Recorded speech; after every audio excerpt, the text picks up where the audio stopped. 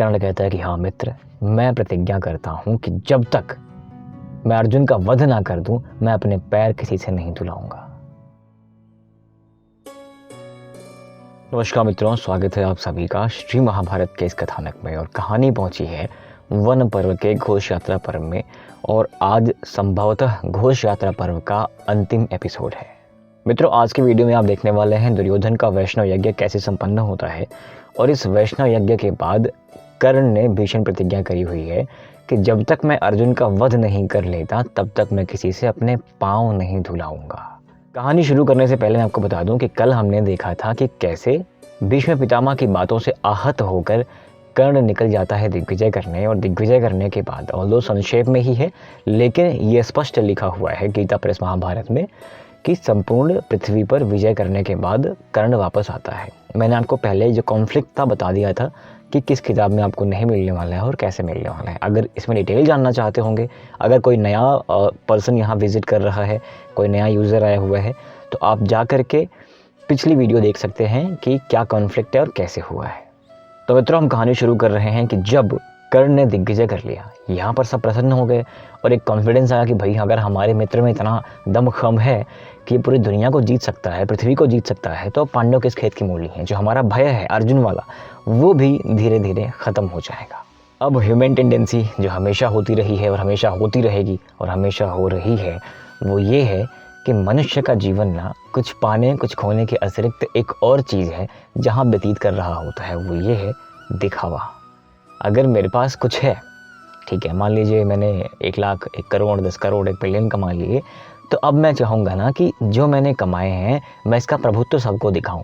अब मैं चाहूँगा कि लोग मेरे उस करोड़ की चीज़ों को देखें, कि हाँ, लोगों को पता चले कि भाई इसके पास एक बिलियनियर है, राइट। ये ह्यूमन टेंडेंसी है, ये मैं अपनी बात नहीं कर रहा, मैं इन सब मामलों में थोड़ा सा अलग हूँ, बट फिर भी मैं भी मनुष्य ही हूँ और ये टेंडेंसी कहीं ना कहीं एग्जिस्ट करती है। एक बड़ी पुरानी कहावत है, इनफैक्ट मैं अभी कुछ दिन पहले एक बहुत ज्ञानी पुरुष से मिला जो कि PhD कर चुके हैं माइथोलॉजी में। तो उन्होंने बताया कि बेटा ऐसी बात है, ये हम ना एक तालाब की तरह हैं।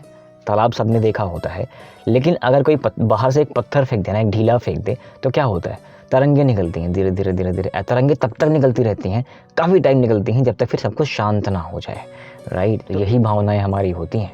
वैसे तो हर व्यक्ति शांत है, लेकिन बाहर के ऑब्जेक्ट हमारे पास इस तरह से आते हैं या खुद ही हम अट्रैक्ट कर लेते हैं कि फिर हम तरंगे ही निकालते रहते हैं और अपनी सारी ऊर्जा यहाँ वहाँ वेस्ट करते रहते हैं।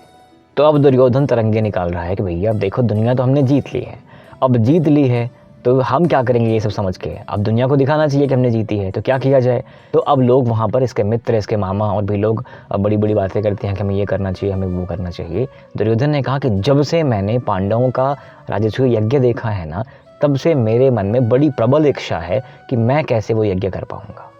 तो कर्ण ने कहा कि इसमें कौन सी बड़ी बात है, अगर पांडवों ने अपना करा हुआ था राजसूय यज्ञ, ठीक है, उन्होंने पूरी दुनिया जीती हुई थी, तो आज तो हमने भी जीती हुई है ना। इस संसार के समस्त राजा तुम्हें कर देने के लिए तैयार हैं, तो तुम भी अपना कर लो।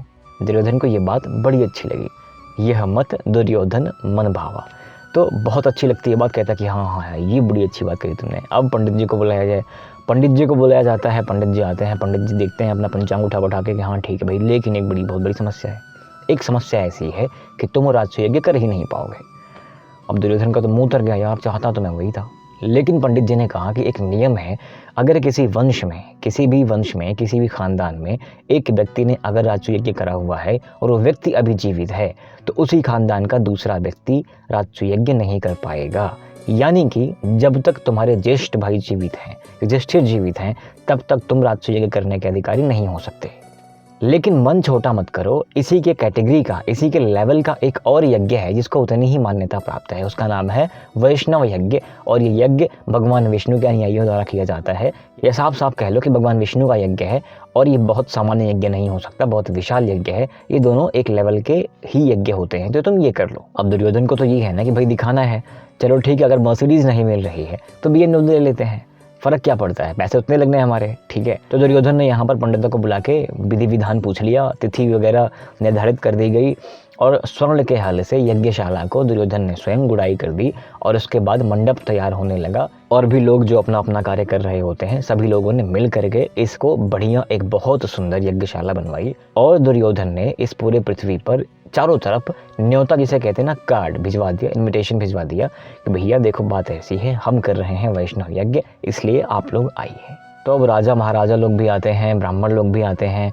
दुशासन ने कहा कि अरे दूतों तुम जा ही रहे हो उधर, तो वहीं हमारे ज्येष्ठ भाई लोग भी बैठे हुए हैं, वो नीच पापी लोग वहाँ बैठे हुए हैं, तुम एक काम करो जाके उनका भी निमंत्रण दे आओ कि यज्ञ चल रहा है, वो भी आ जाएं देख लें।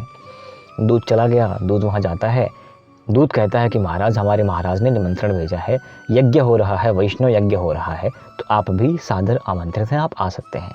युधिष्ठिर तो बहुत प्रसन्न हुए कि बहुत अच्छी बात है, हमारे खानदान को, हमारे कुल में, हमारे कुल का नाम रोशन करने वाला हमारा भाई, चलो इतनी बुद्धि तो आई, कुछ धर्म कर्म कर लिया जाए, तो ये बड़ी अच्छी बात है। लेकिन मैं बहुत विवश हूँ मित्र कि मैं अभी 13 वर्ष तक हस्तिनापुर में कदम नहीं रख सकता, नहीं तो मैं अवश्य ही वो यज्ञ देखने आता। अब ज्येष्ठ भाई हैं, उनको थोड़ा संयम है, धैर्य है, लेकिन सब में तो नहीं है ना। भीम तो नहीं सह पाए। भीम ने कहा कि ए दूत मेरी बात ध्यान से सुनो और जा करके अपने राजा को शब्दशः यही बात डिलीवर कर देना, और वो बात ये है कि 13 वर्ष उपरांत हम आएंगे और यज्ञ होगा।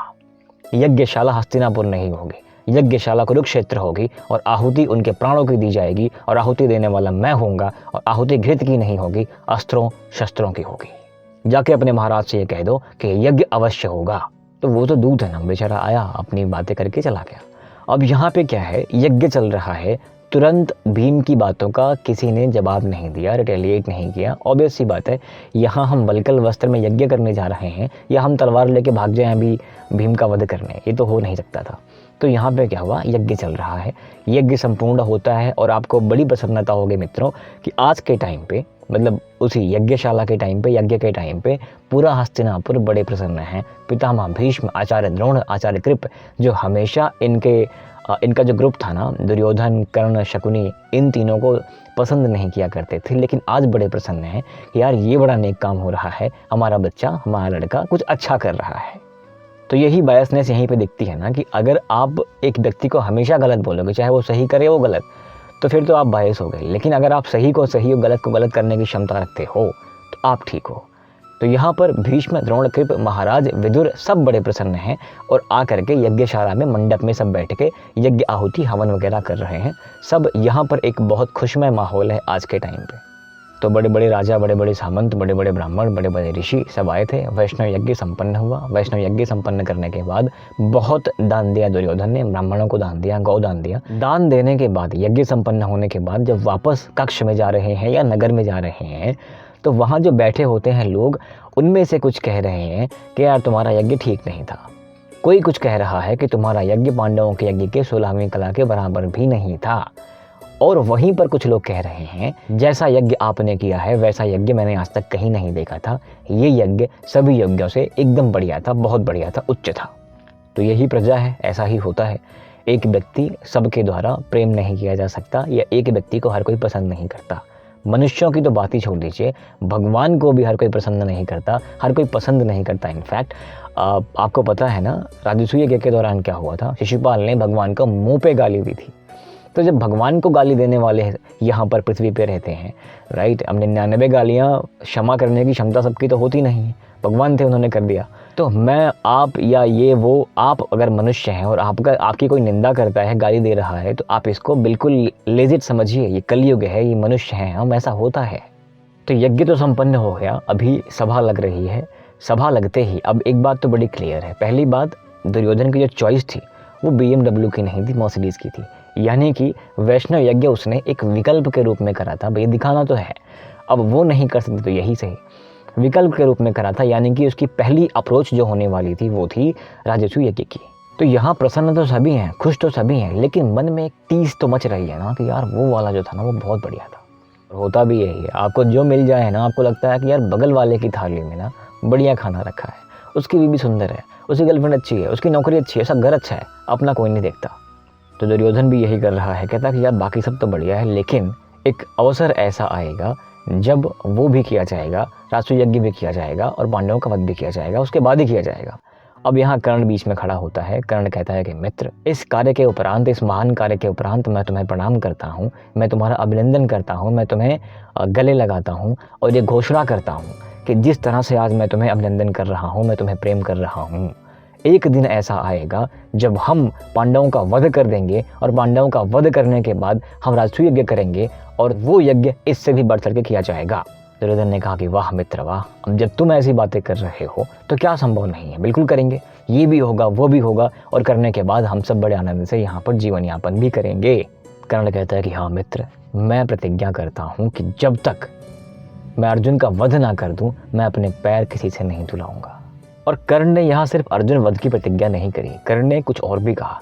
कर्ण ने कहा कि एक तो मैं तब तक किसी से पैर नहीं धुलाऊंगा, दूसरा सिर्फ जल से बने पदार्थों का सेवन नहीं करूंगा। यानी कि हो सकता है उस टाइम पे अगर चाय रहती हो, कॉफ़ी रहती हो, काढ़ा रहता हो, जो भी रहता हो, मुझे नहीं पता, इतना ज्ञान नहीं है मुझे इतिहास का, तो जल से बने पदार्थों का सेवन नहीं करूंगा और आसुर व्रत धारण नहीं करूंगा, यानी क्रूरता नहीं धारण करूंगा। और चौथी बात ये है कि किसी के मांगने पर नहीं है ये तो मैं बोलूँगा ही नहीं। अगर किसी ने मुझसे कुछ मांगा, मेरे पास होगा तो मैं बताऊँगा कि है, वो दे दूँगा। ये बड़ी बड़ी प्रतिज्ञाएं कर्ण ने कर दी हैं। अभी तक आपने मित्रों यहाँ पर महाभारत में कर्ण के दानवीरता के बारे में कुछ आपने नहीं सुना है, राइट? कभी जिक्र ही नहीं है। अभी तक आप देख रहे हैं, आदि पर्व से लेकर आप देख रहे हैं, कर्ण की दानवीरता के बारे में कोई जिक्र नहीं आया है। लेकिन कर्ण ने यहाँ प्रतिज्ञा करी है कि ये ऐसे करूँगा, वैसे करूँगा, कोई कुछ मांगेगा मेरे पास रहेगा, मैं दे दूँगा। अब ये नींव गढ़ी जा रही है किस चीज़ की? कर्ण के कवच कुंडल दान की। और लोग कर्ण का कवच कुंडल दान जैसा आपने टेलीविज़न में देखा है वैसा तो महाभारत में है ही नहीं, अलग है लेकिन है। अब वो किन टर्म्स पे होता है, कैसे होता है, वो ज़रूर आने वाले दिनों में ये भी होगा, विराट युद्ध से पहले ही हो जाएगा। तो यहाँ इतनी बड़ी बड़ी प्रतिज्ञाएं अभी हो चुकी हैं और जब पांडवों को पता चलता है कि कर्ण ने बड़ी बड़ी प्रतिज्ञा कर ली है, अर्जुन के वध की प्रतिज्ञा कर ली है, तो बाकी सबको तो कोई समस्या नहीं होती, लेकिन जो ज्येष्ठ भाई हैं उनको बड़ी समस्या हो जाती है। कहते हैं कि यार वो तो पराक्रमी है, उसके पास एक भगवान सूर्यदेव का दिया हुआ कवच है, कैसे उससे भिड़ेंगे, और उसने बड़ी बड़ी प्रतिज्ञा कर दी है, बदमाश तो पहले से ही है, कुछ भी कर सकता है वो। तो यहाँ पर भय समझ आता है महाराज युधिष्ठिर को। तो मित्रों आज के लिए बस इतना ही, मिलते हैं जल्द अगली वीडियो में और आप सबके सपोर्ट के लिए बहुत बहुत धन्यवाद। अगर ये कथानक ऐसी कहानियाँ या आप देख पा रहे हैं पूरा का पूरा महाभारत खत्म होने वाली इस चैनल पे, आपको अच्छी लग रही हो, सपोर्ट करना चाह रहे हैं, तो बस एक छोटा सा काम करना है, सब्सक्राइब कर देना है। और आप में से काफ़ी लोगों ने सब्सक्राइब तो करा हुआ है लेकिन वो बेल आइकॉन नहीं दबाया, यानी कि जब वीडियो आती है तो आपको नोटिफिकेशन नहीं आता होगा, राइट? इसलिए अगर आप चाहें, आप देखना चाह रहे हो, तो आप जाके उसको प्रेस कर दीजिएगा जिससे आप वीडियो भी देख पाएँ। Once again thank you so much for everything you guys do for me. जय हिंद।